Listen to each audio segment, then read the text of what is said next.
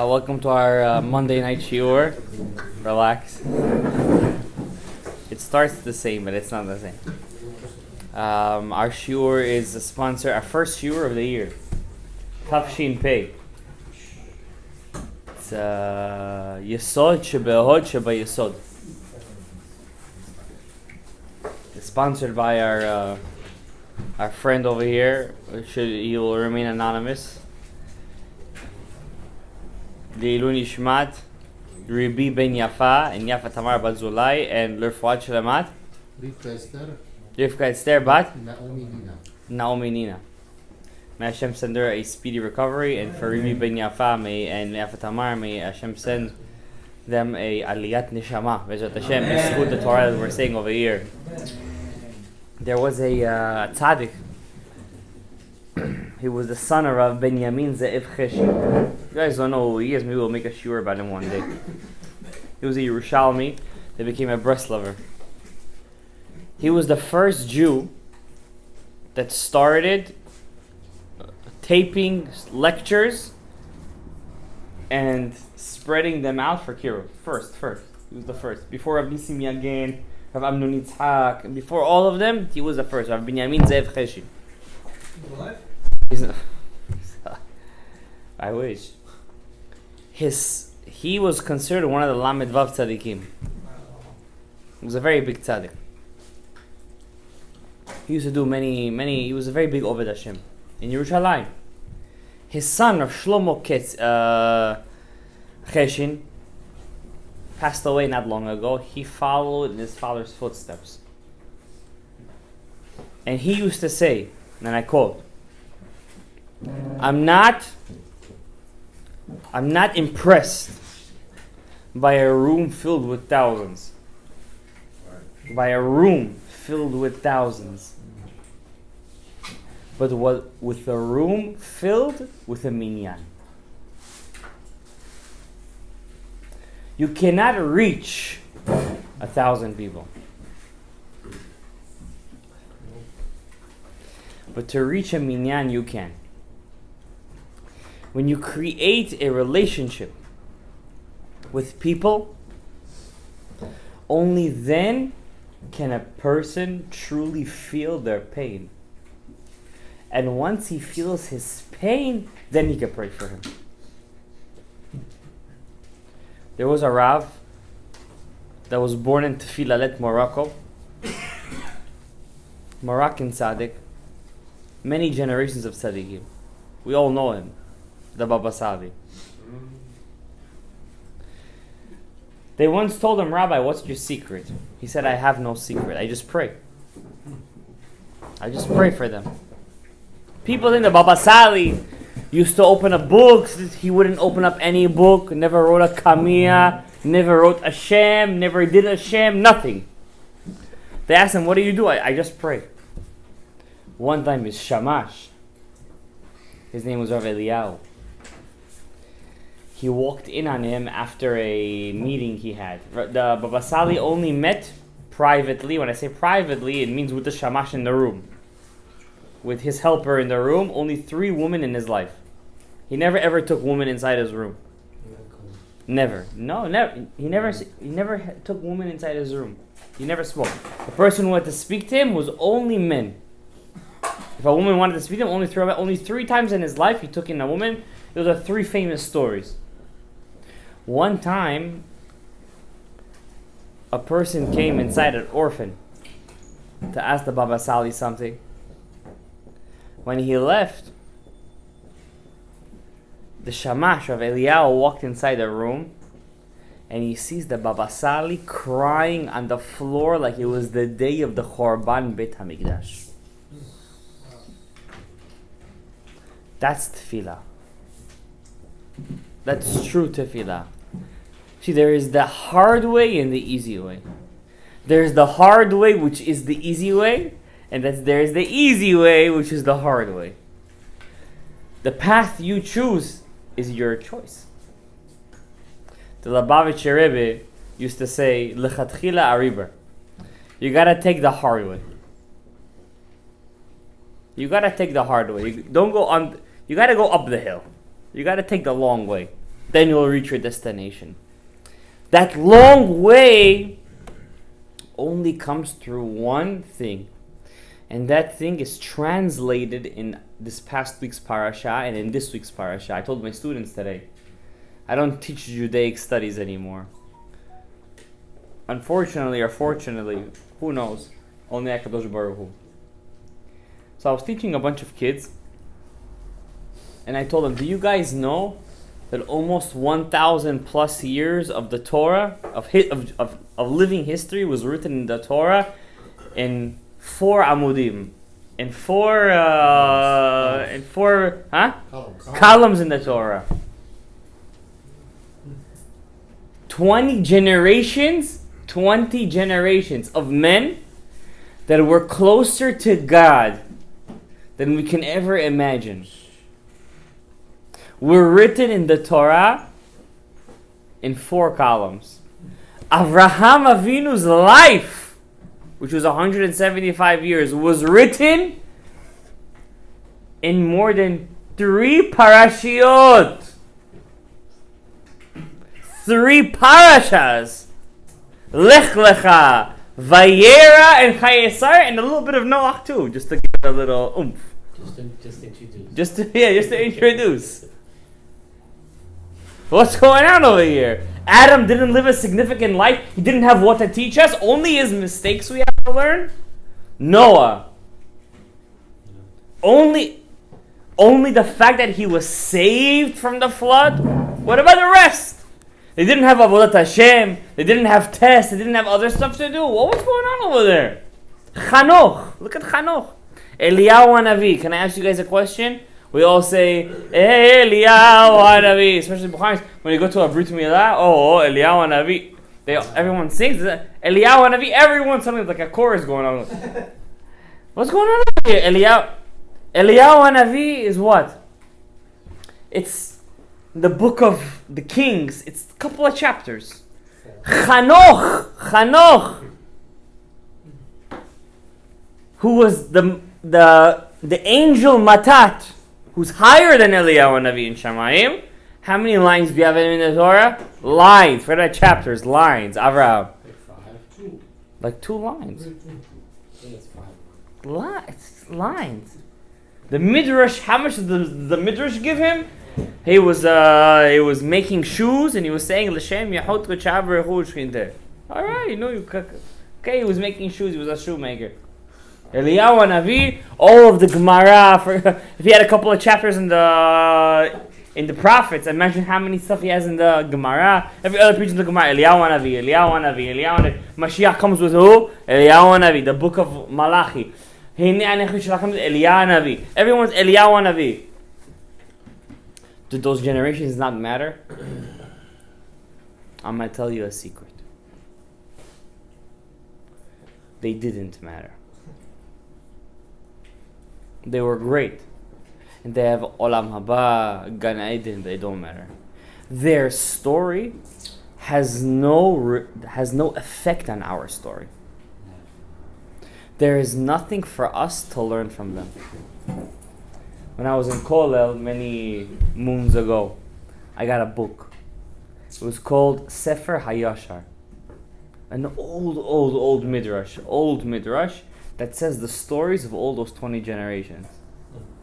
I remember that midrash was like a couple of hundreds of pages. I finished that midrash in one day. I was so interested in it.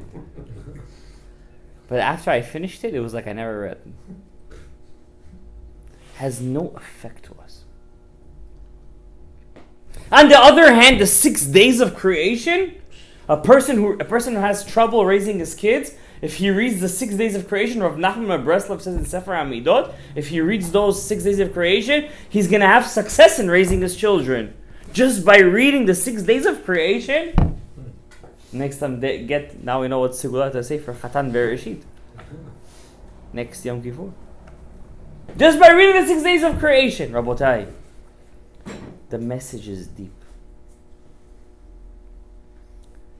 The first sin that happened in Jewish history, when I say Jewish history, I mean world history, was in the 4th day of creation. On the 4th day of creation, the Medrash says a very interesting story. The moon goes to God, and it sounds like a folktale, like something Jewish people would never write. And says to God, 2 kings cannot share the same crown. So God tells her, make yourself smaller. And because the sun didn't say anything, because he kept quiet, he was rewarded. That his light shone endlessly more than the moon. What is this? Some Mesopotamian, Sumerian kind of folk tale? What's going on over here?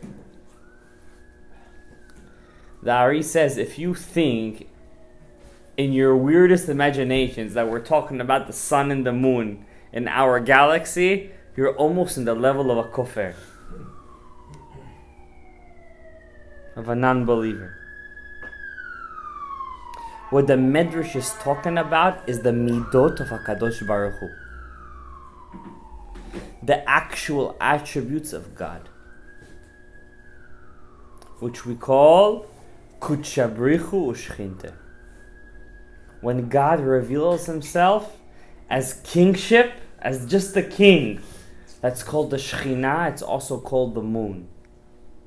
Just the moon, just a king. But when he reveals himself in a state of Chesed, Gvura, Tiferet, Netzach, Hod, Yesod, strength. You see his actual strength. You see his kindness. You see his splendor. You see his beauty. That's called Kuchabrihu. That's all in order, right? Huh? That was all in order, right? More or less. Which represents the sun. Which represents the sun. The first Avera in the Torah was embarrassing someone else. The embarrassment someone causes someone else.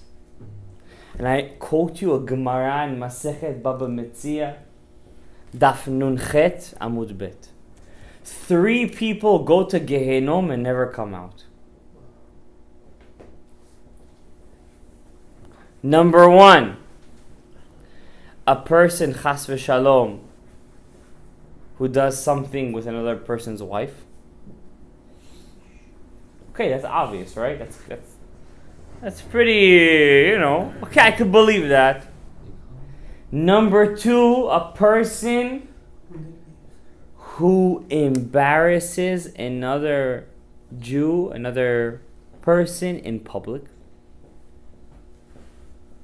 And number 3, a person who gives his friend a nickname.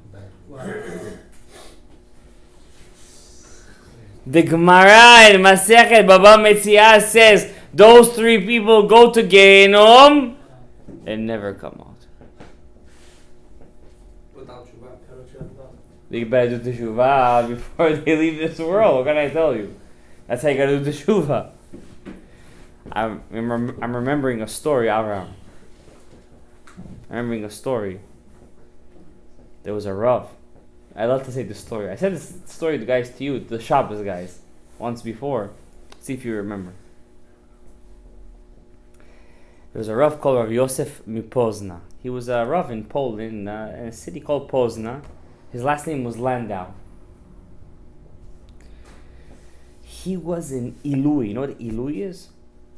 Considered a young genius. At a young age, he was already learning in the high-level classes in yeshivot. He was such a tzaddik. He loved Torah so much. Back then, there was no heaters in the shuls. When he would learn Torah in the shul after the prayers, his beard, he had a long beard, would turn into icicles. To melt them, he would have to go home afterwards and put them into hot water. That's what kind of tzaddik that's what kind of, forget about tzaddik, the kind of love of Torah he had. His father-in-law was the Nodeh Yehuda. I don't know if you guys know, I spoke about him a lot in my shiur. And the Nodeh Yehuda is considered one of the giants of Jewish history. Jewish history. Forget about Jewish Achronim, the later time. Jewish history. The Nodeh Yehuda, every shul has his book. Every shul. I learned his tshuvot endlessly when I was learning in the kollel. Endlessly. The Nodeh Yehuda. He married the Nodeh Yehuda's daughter. This Rav Yosef Mipozna.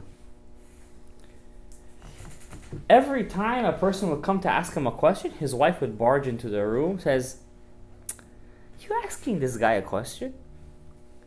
This guy over here, he's a noshut, as we say." To our husband. To her husband, in front of him. The guy is asking him, he's the chief rabbi of Pozna. You're this guy over here, he's an ignoramus. And his free time, he watches Netflix. He's this guy, you ask him questions? You know what he does? In the middle of the night? He wakes up in the middle of the night, you know what he does? Shtuyot! He wish he would make fun of him, put him down. The people of the city, they told their rabbi, divorce this woman. Yeah. The D word.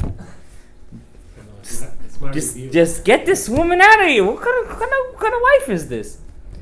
He would say, the famous Gemara, Reb Chia says, as long as they save us from sin and raise our children, it's enough. Wow. I don't need anything else. Alright? How many years do you think she did that to him? More than 30 years. He was the chief rabbi of Pozna. Every day she was coming. Every day, mamash. Every day. Like it was a chok v'lo ya'avor. Pozna is a city in Poland. It's actually, this is the same city of Rav Akiva Eger. Rav Akiva Eger he became the chief rabbi after him. Rav Akiva Eger, you know where Rav Akiva Eger is? I'm right there, right here. Rav Akiva Eger. Maybe she was kind of a little... She had an issue, you're saying? Yeah, big issue. We'll see. Listen, we're not done with the story. Listen, every day? And this is not a story from hundreds of years ago, Avram. This is a story 100, 200 years ago. Yeah. She's a Gilgul, you're saying? No, she's fixing his... Too much Kabbalah, Gabriel. Rav Yosef passes away. On the day of his levaya, all the rabbis are giving a speech. Hesped, eulogy. She comes up, says, I want to say something. Hey Rav, get out of here. Not enough you put him down when he was alive. You want to put him down when he passes away? Avram, you listening? I'm all ears. She got up and she said, it's my right to say something. It's my husband. I want to say something. She said, Eshet hayil ateret ba'ala.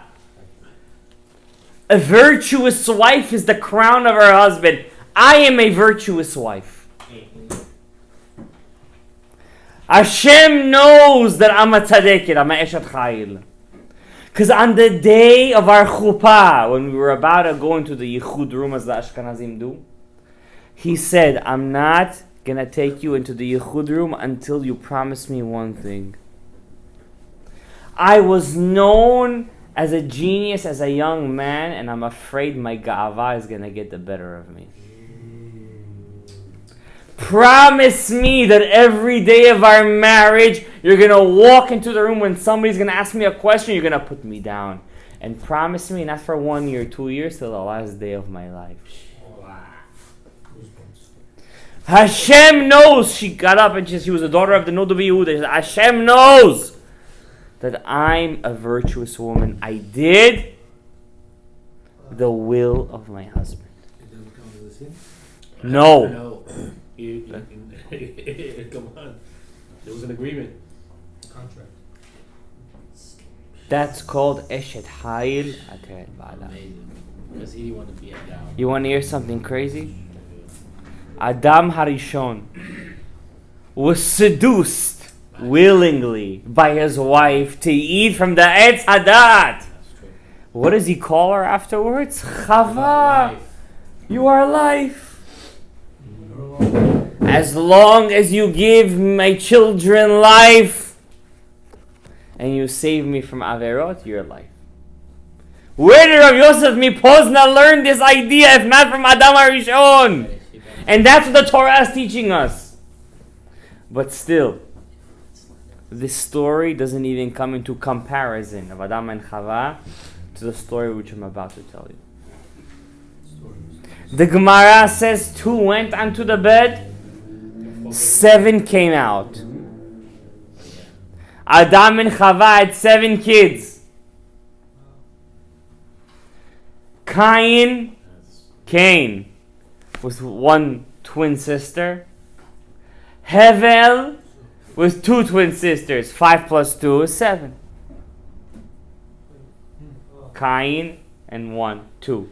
Hevel and 2, 3. 3 plus 2, 5. Adam and Eve, 7.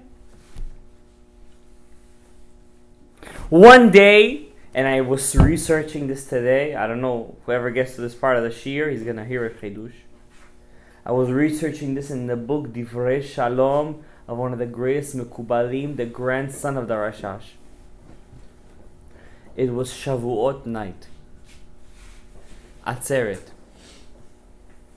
49 days after Pesach. Cain decides, he was an elderly man already, to bring a sacrifice. And the Torah says on the night of Shavuot you have to bring bread. Bread is what? It's a plant. It's something that grows from the ground. What was Cain? He was a farmer. He brings the bread. Hevel, his brother, sees what his brother is doing. And he gets jealous. Can I tell you a secret, guys? That you guys overlooked in this week's parasha, this last week's parasha of Bereshit. You're really listening? Did you ever find in this whole parashat Bereshit that God spoke to Hevel? Not even once. How many times did God speak to Cain? Before his sin! And after he killed his brother, he spoke to him! Do you know what you have to do to be entitled to the title prophet? Forget about having to be filthy rich. You have to be filthy rich. Forget about having to be extremely smart and respectful. You have to have an almost immediate power to see God's chariot all the time. Guys, I just got goosebumps. I don't know if you did. I just got goosebumps. I'm telling you right now. Cain, a killer, perceived God in the sense that all of us over here have not even been able to perceive before we even did one Averah in our life. That's unbelievable. Hevel, with all of his gadlut, that he brought the fats of the sheep, he brought korban shlamim, as the Mefarshim say, he didn't speak to God one time. In fact, just the opposite. You know why he died? When he brought the korban, he decided to peek. Cain didn't need to peek. He was speaking face to face. But even that wasn't enough. Because when God said, Lepeta hatat rovetz, the sin is crouching by the door. Ve'ata tishukato, you are its desire. Ve'ata timshol bo, and I'm giving you the chance to win. He couldn't help himself. Vayehi bi'otam basadeh, which sadeh, which field they were in? That's the sadeh of Shabbat. What do we do in Shabbat? The Mekubalim say this. Nencha sadeh, let's go out to the field. Lechakal tepuchin kadishin, to the orchard of apples. When he was in the field, which day was it? On Shabbat. Vayakom Cain, and Cain rose up. What does that mean he rose up? The Midrash says. First he tried to kill his brother, but his brother was stronger than him. He couldn't overcome him. He said, brother, have mercy on me. And when his brother's back was turned, he got up and he killed him. Vayakom Cain al Evel Achai v'yargeu, when he killed him. Vayakom. I'm going to tell you guys a secret right now. You never heard this in your life. Maybe you did. I don't hope or anything, but Yakom. Yud, Kuf, Mem. That's the 3 Gilgulim of Cain. Yud is what?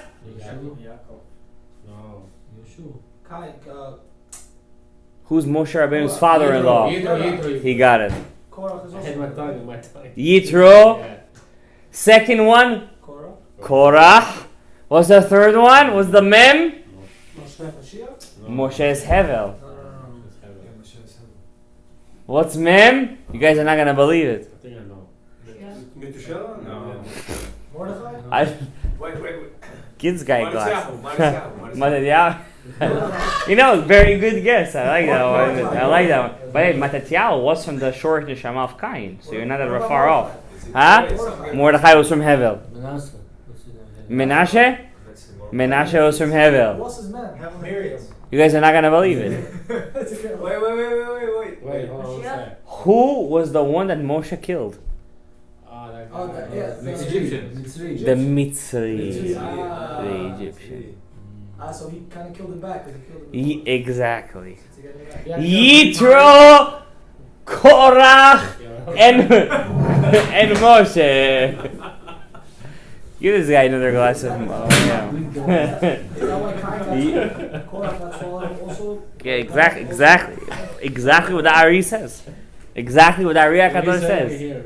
Why was Korach swallowed by the ground? Because what did Cain do to Hevel? Kol demei achicha, the bloods of your brother is swallowed by the ground. So you two are being swallowed by the ground. Everything is mida keneged mida, Avraham John. Have they have any kids? Back then people used to have kids when they're 150, 160, 170. I wouldn't say so, but Cain is Yitro, Korach, and the Mitzri. I'm going to tell you guys a secret which I've never revealed before in this shul. Because today is Rosh Chodesh Cheshvan, hold on to the seats. Because today is Rosh Chodesh Cheshvan, it's the month in which I was born in.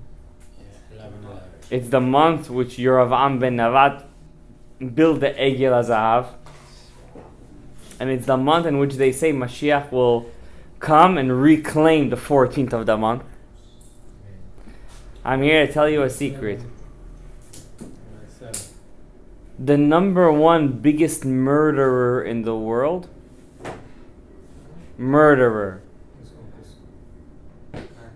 is Yoshka. He, Yeshua Notzri, created a nation in which more Jewish blood has been spilt from them than any faction of the world that has ever existed.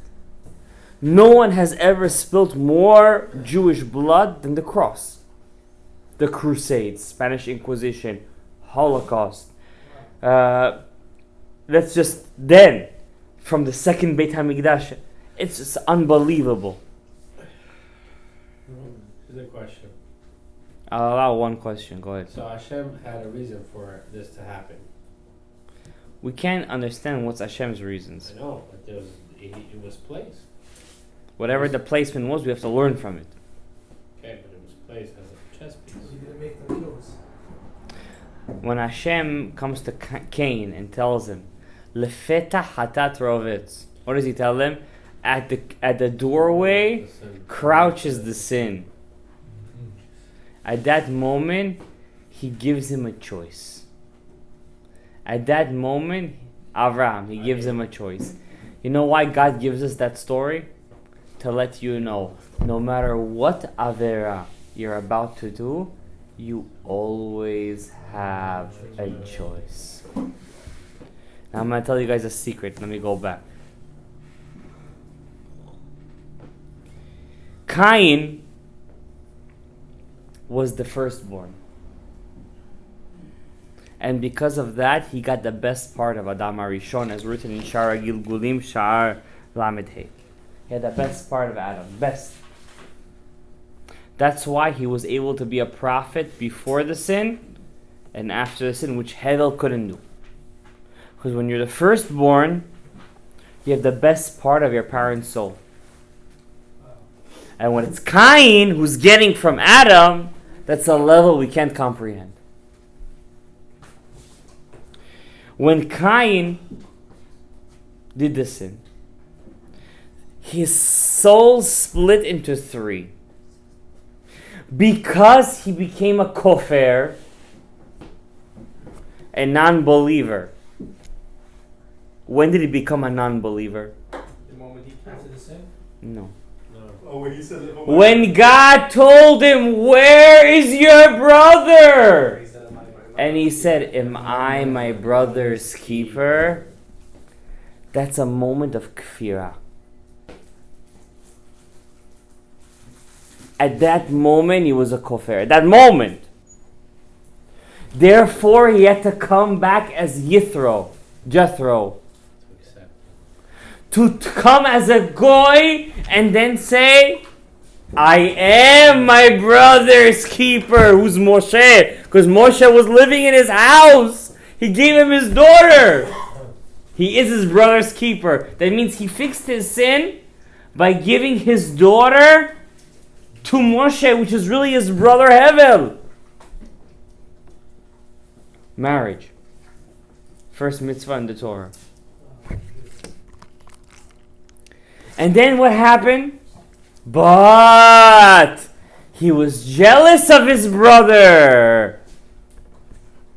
Why? Why did God take his korban and he didn't take my korban? I was the one who thought of the idea.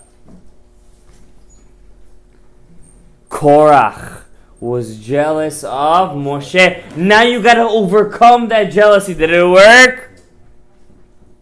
Not yet. And then the Mitzri, the Egyptian, wanted to take the Jewish man's wife. Cain, what did he want to do? Take his wife. What did Moshe do? Abraham. That's the secret of secrets. What did Moshe do? He killed him. How? Now I'm going to tell you the Ari HaKadosh. He said the Shema Meforash. Why did he say the Shema Meforash? He could have killed him with one slap. You know, Moshe was 15 feet tall. With one smack, pah, he's dead. He wanted to fix him with Hashem's name. That Egyptian had a son. The blasphemer.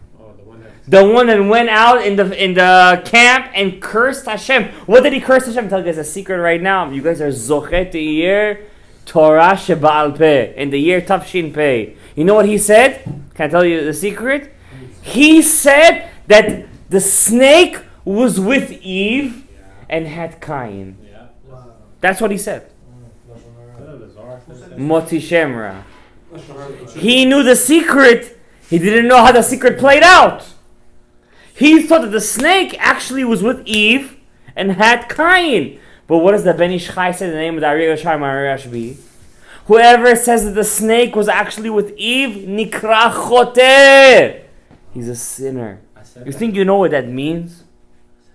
You think you know what that means? That he actually, Chas v'shalom, Cain was a Neshama Kedosha. He was a holy Neshama. He was a Navi. He was a prophet, Gabriel. So what happened? That blasphemer was killed by stoning. You know what came out of him? Yoshka. Oh, he had kids? He became Yeshu Anotzri. He turned into Yoshka. He was the Gilgul of Yoshka. So I get it.